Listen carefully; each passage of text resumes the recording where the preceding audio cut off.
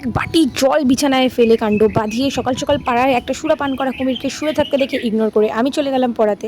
রাধে রাধে, আমার একটা ডেলি ব্লগে তোমাদের স্বাগত। ঘুম থেকে উঠেই পায়চারি কাটছিলাম আর গালে হাত দিয়ে বসতে গিয়ে হঠাৎ করে মনে পড়লো আগের দিন গালে হাত দিয়ে বসে সত্যি সত্যি ঝগড়া লেগেছিল, তাই আজকে কোনোভাবেই রিস্ক নেওয়া যাবে না।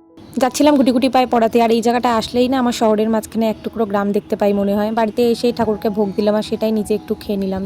তারপর সকাল সকাল বিছানা গোছাচ্ছি, কারণ আমার ছোটো বোন তো বাড়িতে নেই, ও এক সপ্তাহ নামে মা বাড়িতে ঘুরতে গেছে, তাই সকাল সকালই বিছানা তোলা হয়ে যাচ্ছে। মাকে কাজে একটু হেল্প করে আমিও রেডি হয়ে নিলাম আবার পড়াতে যাবো বলে। তারপর মাকে একটু কাজে হেল্প করতে গিয়ে কাজটা তো বাড়ালামই, যে কী বলবো, সাহস করে আর মাকে বলতে পারিনি যে কী কাজ করেছি।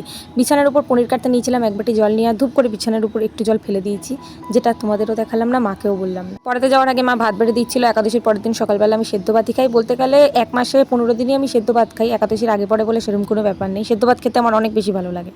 আর তাছাড়া স্কুল জীবনে তো প্রত্যেক দিনই সেদ্ধ ভাত খেয়ে স্কুলে গেছি যতদূর মনে পড়ে। আর আমি একা কেন, আমার মতন প্রায় অনেকেই স্কুল জীবনে সেদ্ধ ভাত খেয়ে রুটি তরকারি খেয়ে স্কুলে গেছে। আজ অনেকগুলো পড়ানো, বৃহস্পতিবার আর বুধবার আমার পড়ানোর চাপ অনেক থাকে, কিন্তু এর ফাঁকে আমাকে একটু ব্যাংকেও যেতে হবে, যে ক্লিপটা আমার নেওয়া হয়নি।